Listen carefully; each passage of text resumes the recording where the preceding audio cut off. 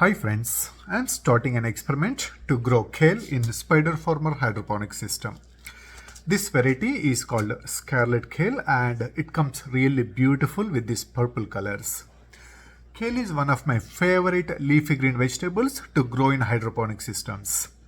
It's a zero maintenance and the plants live for a really long time.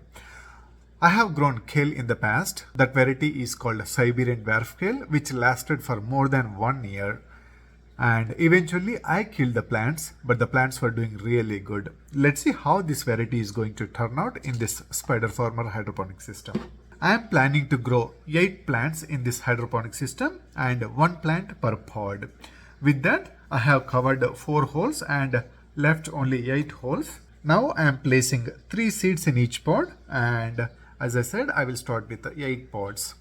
Normally I place 2 seeds in each pod, but I am seeing a little difficulty with this kale variety. The seeds are not germinating that well, so I am placing 3 seeds in each pod. Depending on the germination, I will thin out the seedlings and eventually keep only 1 plant per pod. Last pod. That's it. As always, I will add water, but I will not add the nutrition right away. I will start adding nutrition once I see the seedlings. The reason for not adding nutrition at the beginning is the seeds or the germination doesn't need any nutrition.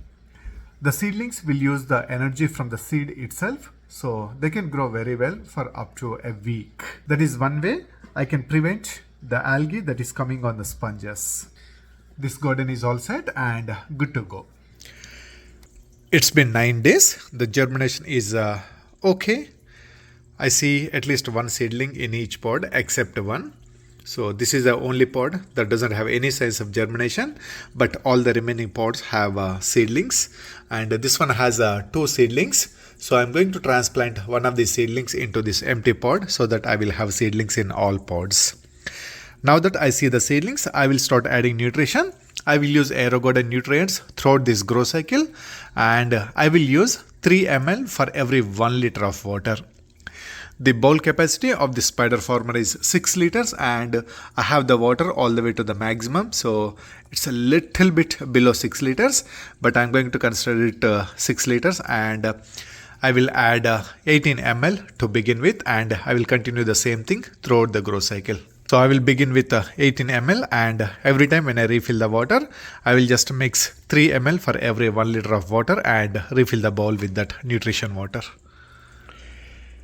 It's day 12. I still haven't seen any signs of germination from this pod. So as I mentioned earlier, I transplanted one of the seedlings from this pod to this pod. With that, I have all 8 pods with 1 seedling in each pod. Now this garden has a good start. Let's see where it will end up. It's day 20. The kale is coming excellent. They already started showing the colors. Look at these beautiful purple colors on the stem. So this is going really nice. I see some of the pods have multiple seedlings, so I'm going to thin out the seedlings and keep only 1 plant per pod. That is my original plan anyways. It's day 23. The kale is coming excellent. Look at these beautiful colors on these tiny leaves. They look beautiful with these purple colors.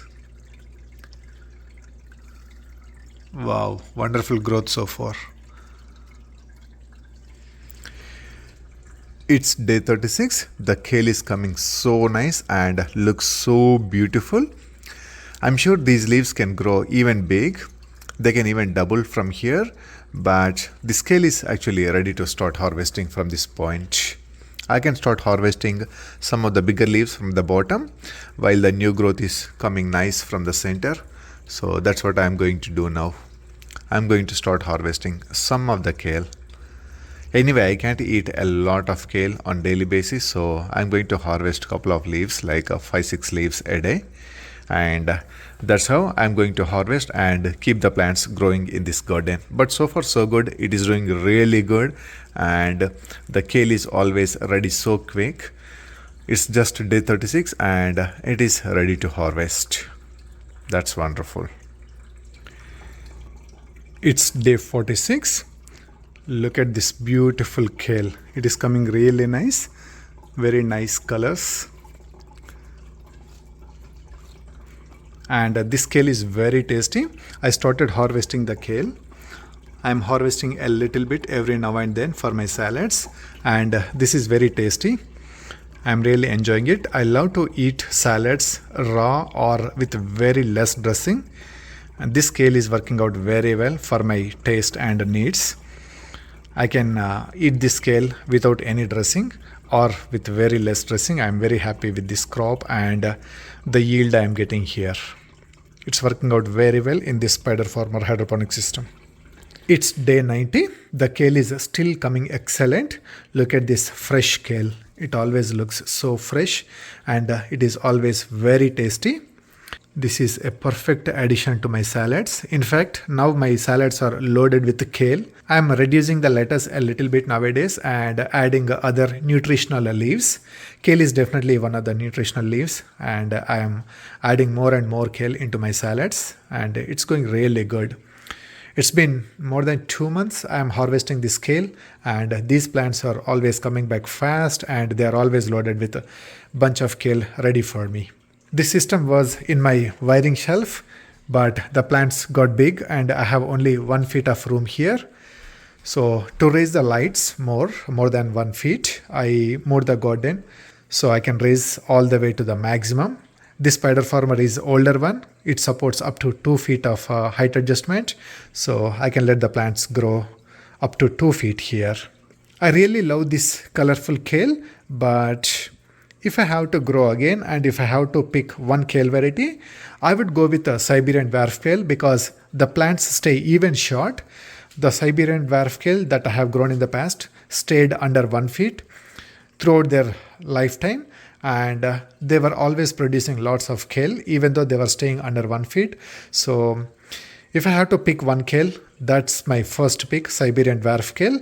But sometimes it's always boring to have only one variety. If we want to add more varieties, definitely this Scarlet Kale is the best choice with nice purple pinkish leaves and some of them actually on the green side mostly and some of them are on the light green and mostly purplish color. So all these color combinations are working out very well and this kale is always tasty. That really matters. I don't think there is anything new from this point. I'm just going to let these plants stay as long as they survive in this garden and stay under 2 feet. I don't know if they go to 2 feet, but if they really go, I have room here, so I can let them grow. I have been feeding a mix of Aerogarden and MaxiGro nutrients, but now onwards I am going to stick to MaxiGro because Aerogarden is out of business and I cannot buy any more Aerogarden nutrients. So I'm going to stick to MaxiGro. In fact, it is feeding time. I just cleaned the garden because the pump was not working. So I cleaned the garden and cleaned the pump and put them back. And it's time to add the nutrition. I already prepared MaxiGro nutrients. I'm using half a teaspoon for every 1 liter of water. That's going to work very well for all the leafy green vegetables, lettuce, herbs. We don't need to do a lot of math. We don't need to come up with EC or any other measurements. So I always blindly go with half a teaspoon for every 1 liter of water for all the herbs, leafy green vegetables and lettuce. That works very well. I'll stick to the same formula. By the way, if you're curious about the root system, let me show it to you. I should have captured the video when I took the plants out, but not a big deal. Look at this root system. It looks a little brown, but that's totally fine. And look at this at the top. There is a lot of fresh and white root system, but as they grow, as they soak more and more into the nutrition, they look a little brown, but they are not really dark brown or there is nothing concerning here really. All right, that is all for now. See you in the next video. Thanks for watching and happy hydroponics growing.